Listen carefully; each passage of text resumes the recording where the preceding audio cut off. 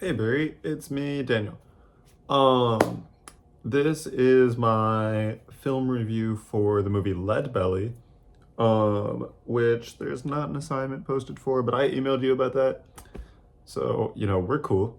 Um, and I always like start these off with like my personal thoughts, which has nothing to do, well, not nothing to do, but like, which doesn't impact the analysis too much, or it's not supposed to.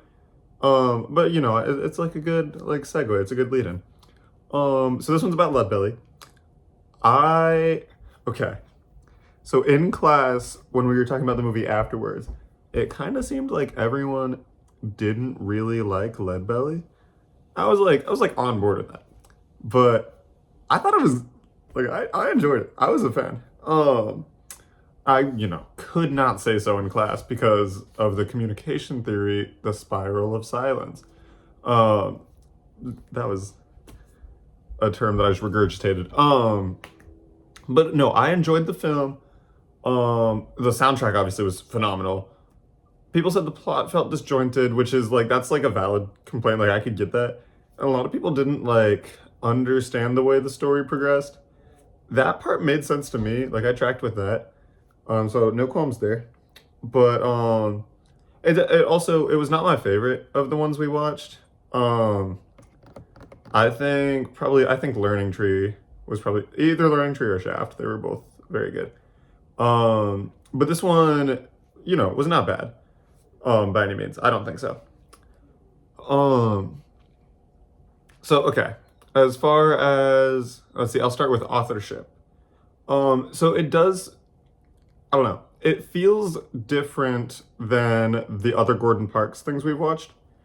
Um, with but like I don't know because it checks like it seems like it if I were to give you like a set of things that all of Gordon Parks movies have, this like checks the boxes for that. Of like it's shot very well, it has a phenomenal soundtrack, which like they all do. Um and it's topical, it like tackles issues. But there's like a couple I don't know, because it feels like after it checks those boxes, there's nothing like they all have like some sort of like standout thing that's like this is Gordon Parks's like this is what he's trying to communicate with this movie. Leadbelly, not as much. Like there's messages obviously because it's impossible to make a movie without any. And there's a couple, but none of them feel very like I couldn't walk away and be like this is the central theme of this movie. Because there's a couple that you could like argue for of like staying true to yourself. Like that's important.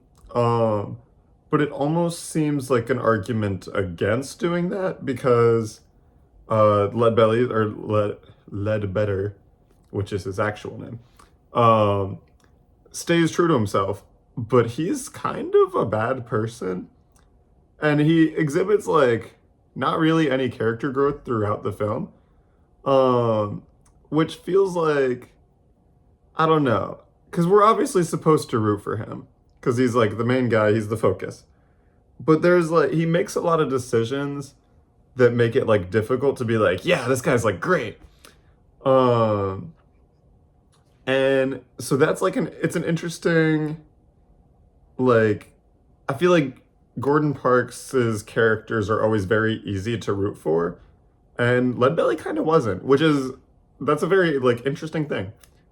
Um, and okay, so Gordon Parks also he always has like in every film that we've watched by Gordon Parks, obviously like racism and the mistreatment of black people are like central to like the plots.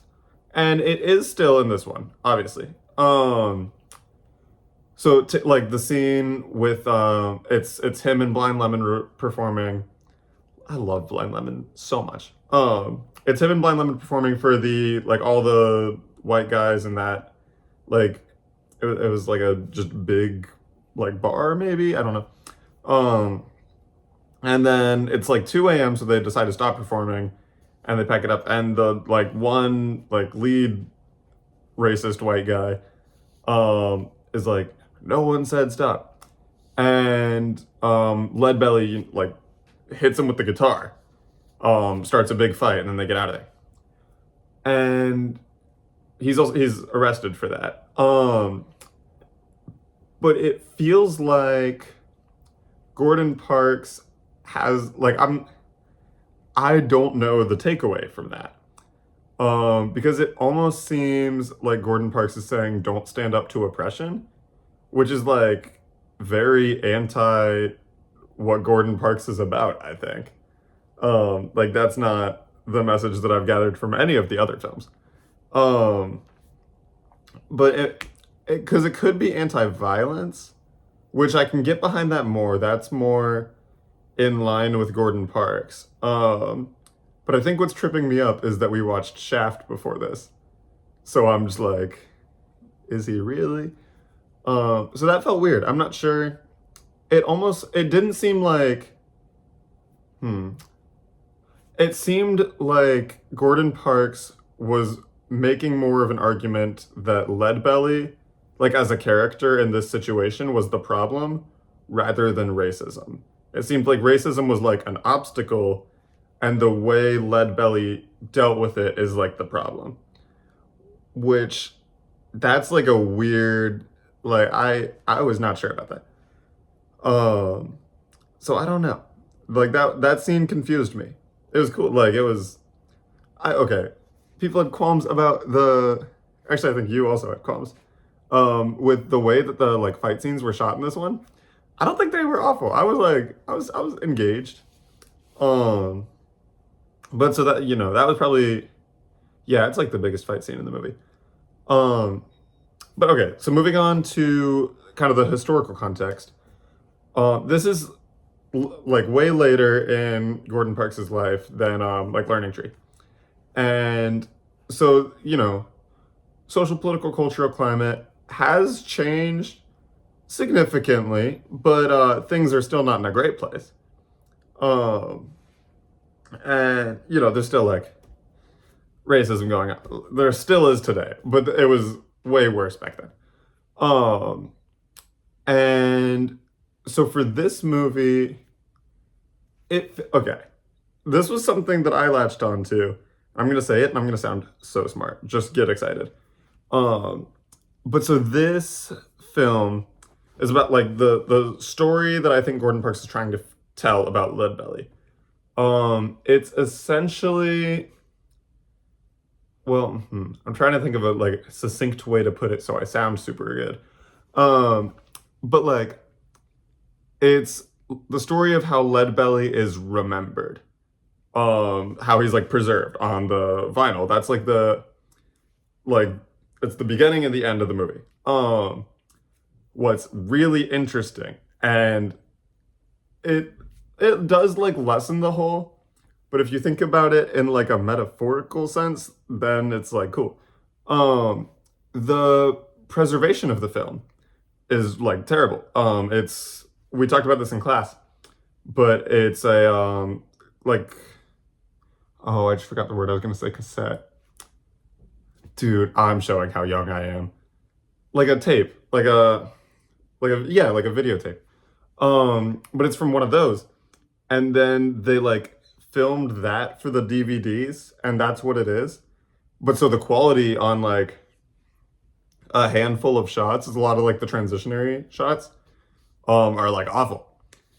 But so I think that is like, I don't know. I don't think it adds to the movie because it for sure doesn't. Like, some of the shots are like, ugh. But it's an interesting message of this is a story about how someone is preserved, and then like separate statement. Someone just knocked on our door. Separate statement is like this film was not preserved well. I don't know what that says, but it's really like I think that's cool. And I'm gonna stand behind that. I think that's very cool. I'm filming an assignment. But so so that was an interesting like just a little thing I noticed. I was like, I gotta point this out because Barry's gonna think it's cool. And then I already discussed how the film addresses racism because I think it's, and like inequality as a whole, it's very different than the rest of the Gordon Parks films that we've watched. And I kind of, yeah, no, I'll say it. I take issue with it. Because the other ones, I think, they're not like perfect movies, obviously. But the way they handle social problems is way more like correct feeling, I guess, in a not very like intelligent way to put it. But this one like feels wrong, in its message. But I also, it's interesting because I can say that, but I also can't tell you what like the central message from this movie is. So really, this movie left me confused. I have questions. Not that many, but I did think it was good though.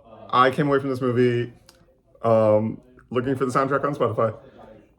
So yeah, I think that is my entire review. Anything I'm missing? This is like a video, so if you just like said something that I was missing, didn't hear you because I'm feeling okay. Daniel signing off. Goodbye.